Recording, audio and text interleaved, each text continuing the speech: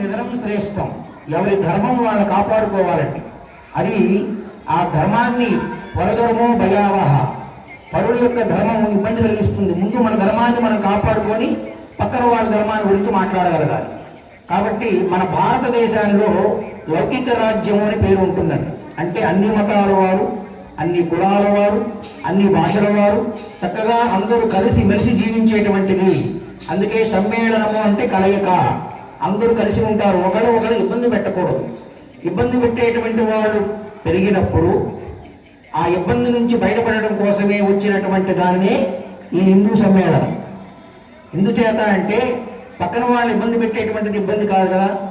మానవ ధర్మము అంటే జీవించుట.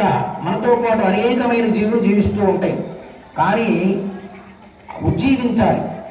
అందుచేతనే సనాతన ధర్మంలో ముందు ప్రారంభమయ్యేది ఓం అనే మంత్రం ప్రారంభమవుతుందండి. ఓం అనేటువంటి అక్షరము 3 అక్షరముల యొక్క కలయిక. ఒకటి ఆ. అకారము అంటే పరమాత్మ నేను అకారం లాంటి వాడిని అని చెప్పి భగవద్గీతలో చెప్పాడు. మనం వింటూనే ఉన్నాం, అనేక మంది పెద్దలు చెప్తూ ఉంటారు. ప్రతిరోజు భగవద్గీత విన్నప్పుడు అర్జునుడు చెప్పాడు. అర్జునుడికి ఒక్కడికే కాదండి, మనందరికీ కూడా చెప్పినట్లే. దానిలో అక్షరానగా అకారోష్మి అన్నారు. అక్షరములు ఆ అంటే నేనే అన్నాడండి పరమాత్మ.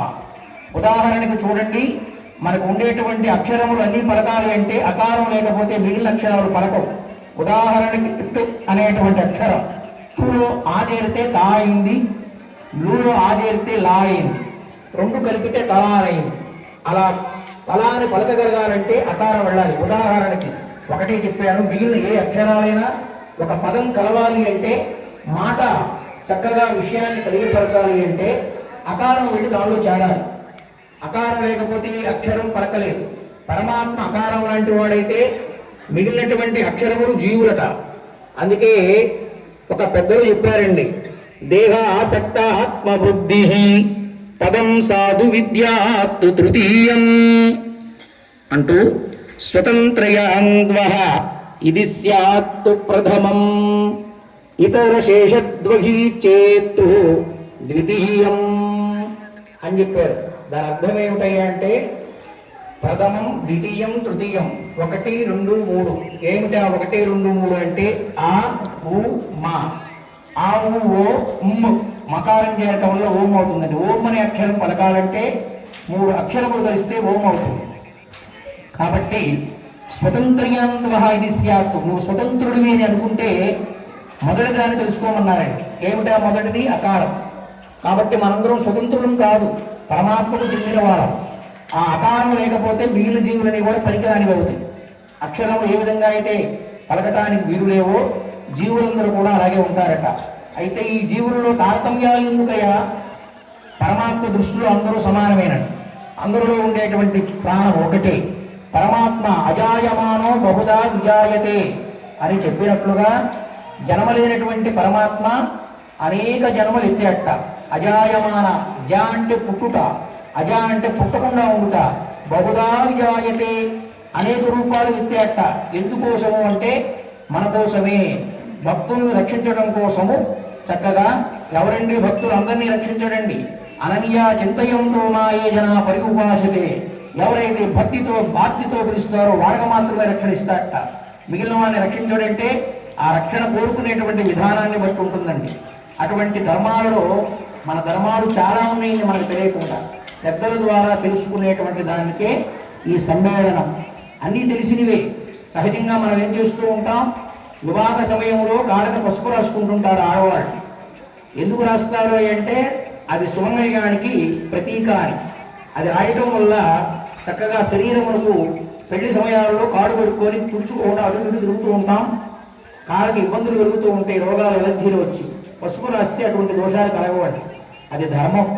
అందుకే సనాతన ధర్మంలో అలాంటి పద్ధతులు చాలా పెట్టారు. తోరణం కడతాం మామిడి ఆకు.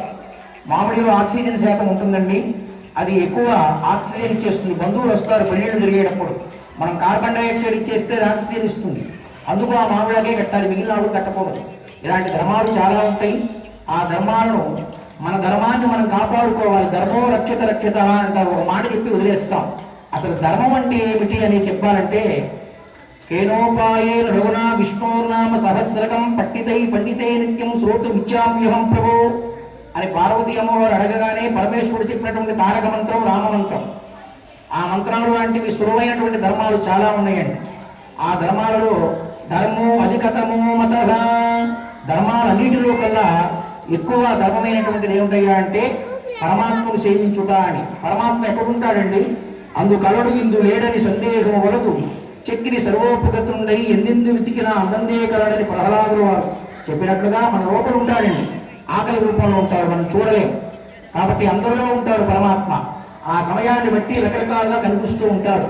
అందులో ఉండేటువంటి పరమాత్మ ఒక్కడై దీపం పెట్టినప్పుడు ఒక కుండలో పెట్టి ఒకే దీపం బెజ్జాల్లోంచి ఏ విధంగా అయితే అనేక రూపాలుగా కనిపిస్తూ ఉంటుందో అలాంటి రూపంతో మనందరినీ సృష్టింపజేసి మరలా కళలోకి తీసుకుని వెళ్ళి మళ్ళీ పునరపు జన్మం పునరపు మరణం అనేటువంటి విధానాన్ని చెప్పి ఉన్నారు సనాతన ధర్మములు.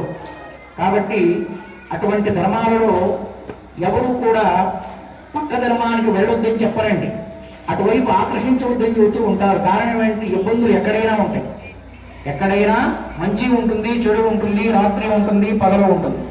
కాబట్టి ఏ ధర్మం చెప్పినప్పటికీ కూడా ఒకటే చెప్పింది. కానీ ఆ ధర్మాలు వేరువేరుగా ఉంటాయి. రెండు ఎప్పుడు కలవు. రైలు పట్టాలు లాంటివి. రెండు కలిస్తే బండి పడిపోతుంది.